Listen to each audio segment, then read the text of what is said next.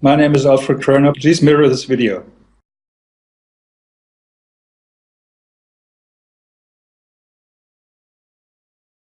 Thinking of many of these questions and thinking where Muhammad came from, he was after all a Bedouin.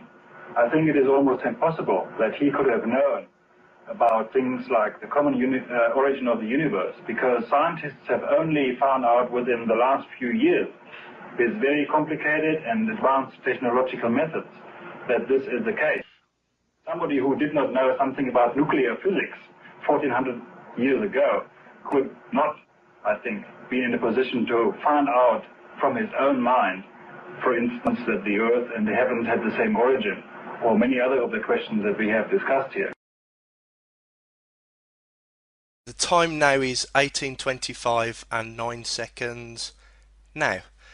Okay, thank you very much for joining me. Would you mind stating your name and occupation, please? My name is Alfred Kröner. I'm at the University of Mainz in West Germany, and I'm a retired professor of geology. Now, under UK law, I must inform you that this communication is being recorded. Do I have your permission to make these contents public? Sure. Thank you very much. Now, I'm just going to ask you a few short questions. The first one I'd like to ask you, you were the Alfred Kröner that featured in a video commenting on the Quran. This was back in the late 70s or early 80s. Can I ask what circumstances led to you attending this conference? Well, there are no special circumstances. This was a professional conference where many foreigners and Arab people were meeting, because it was the first time that a major research project had been undertaken in Saudi Arabia.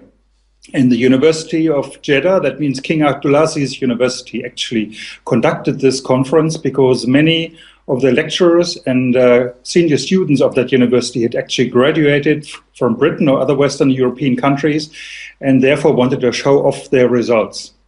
Okay, so was it specifically a conference about the Quran and religion, or was it a conference about something else? Had nothing to do whatsoever with religion. It was purely a professional conference on geology.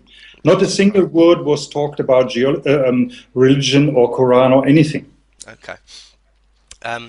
What were the circumstances which led you to being presented with religious text and then being asked to comment on it?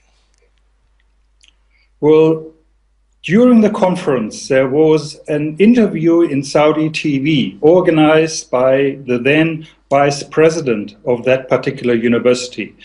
And there were about 5 or 6, I can't remember so well, professors from various European and North American universities that attended this TV interview. And it was there for the first time that we were confronted with these questions. To what extent the Quran was compatible with present-day thinking in earth sciences. Okay. Your comments were later used to suggest that you thought the Quran contained information which could not have been known by humans at the time without divine revelation. Do you think that this accurately reflects your opinion at the time? Well, that was not at all the purpose and the discussion that we had. The discussion was, they were reading us certain verses from the Quran, and then they would say, is this compatible with present-day scientific knowledge? In some cases we said yes, because always is. In almost every religion there's always something that is compatible. And in other cases we say no.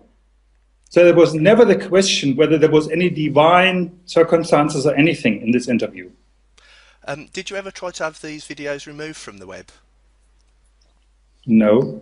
No? Actually, there's something that I discovered more recently. Someone gave me a Quran as a gift, and as I turned to the back of the Quran, you're actually in my Quran. So I didn't know if you knew that. I didn't know if you knew that, but you're actually you're in a holy book. I have seen this. I have a copy of this at home. I read it many years ago, but it had nothing to do with that particular meeting. Yeah. Have you looked into the subject any further since this event, and has your opinion changed since the event? Or well, you see, this conference was, I think, in '79, and nothing happened. And this whole thing with the internet actually only came up about maybe 4 years ago or something. I can't even remember.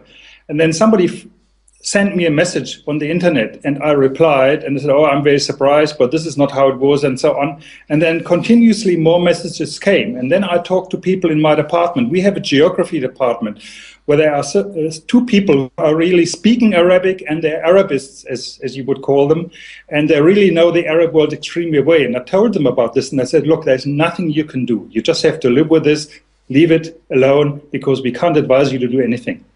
It will not help." Finally, may I ask, did you become a Muslim as a result of this event? No, I've never been a Muslim before. I've never been a Muslim afterwards. Okay. And finally, to wrap up, could you confirm, are the opinions that you've stated in this video interview your own? This one that we are talking about right now? That we're having right at this moment. Sure, this is my own opinion. Okay. And have I offered you any reward for this, financial or otherwise?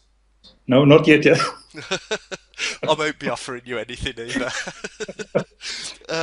Okay, well, thank you very much, Alfred, for agreeing to do this interview, and I will try to make sure that as many people mirror this video as possible. Sure. The time now is 18:30 and 39 seconds now.